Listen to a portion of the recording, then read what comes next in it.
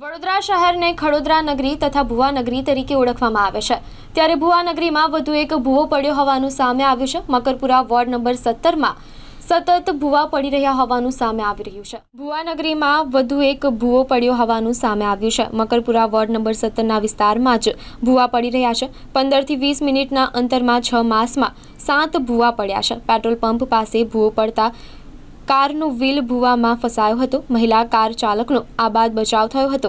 કોર્પોરેશનના દંડક શૈલેષ પાટીલનો આ વિસ્તાર છે। ભૂવો પડવાની ઘટનાને લઈ અધિકારીઓ સ્થળ પર દોડી આવ્યા હતા। સર્વે કરાઈ નવી લાઈન નાખવાની કામગીરી કરાશે।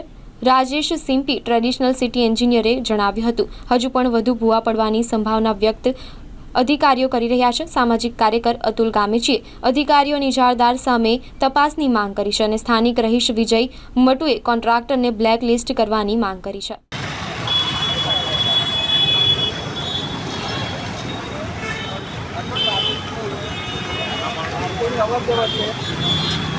બાળકો દેખાઈ રહ્યા છે। આ છોકરાઓ જોઈ શકો છો ઓનલાઈન શું ધંધા કરી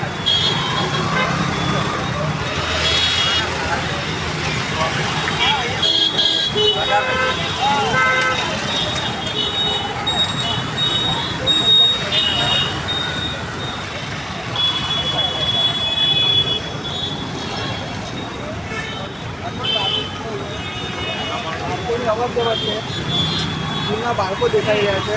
આ છોકરાઓ જોઈ શકો છો ઓનલાઈન શું ધંધા કરી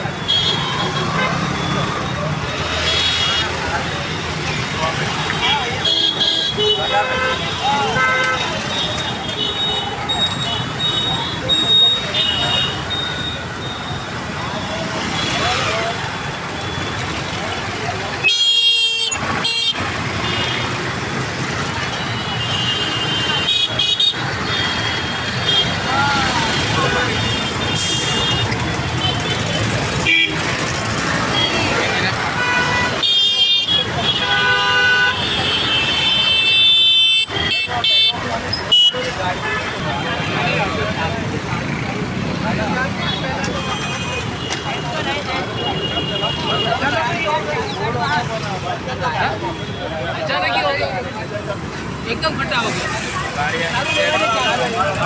चाबी पार्किंग में ही नीचे की बात। વડોદરા શહેર સંસ્કારી નગરીને સંસ્કારી નગરીનું નામ બદલનાર વડોદરા મહાનગરપાલિકાના સ્માર્ટ સત્તાધીશો અને સ્માર્ટ અધિકારીઓએ વડોદરા શહેરને નવું નામ આપ્યું છે ભુવા નગરી।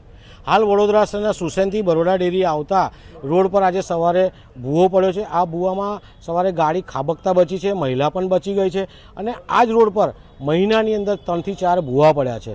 સાથે જો આટલા ભૂવા પડતા હોય તો વડોદરા મહાનગરપાલિકાના ચોર કોન્ટ્રાક્ટરો અને ચોર અધિકારીઓ દ્વારા વ્યવસ્થિત કામગીરી કરવામાં નથી આવતી, એના કારણે એકની એક જગ્યા વારંવાર ભૂવો પડે છે। સ્માર્ટ સિટીના આ જે અધિકારીઓ છે સુપરવિઝન કરતા નથી। બીજી બાજુ વડોદરા મહાનગરપાલિકાના મેયર, ચેરમેન અને કમિશનર સાહેબ સાથે આ દંડકના વિસ્તારમાં ભૂવો પડે છે। તો તમામને અમારી વિનંતી છે કે ભુવાજીના દર્શન કરે, ત્યાં એકાદ નાળિયેર બાળિયેર વધારે અને વડોદરા શહેરમાં ભૂવા ના પડે તેવું કામ કરે તેવી અમારી માંગ છે।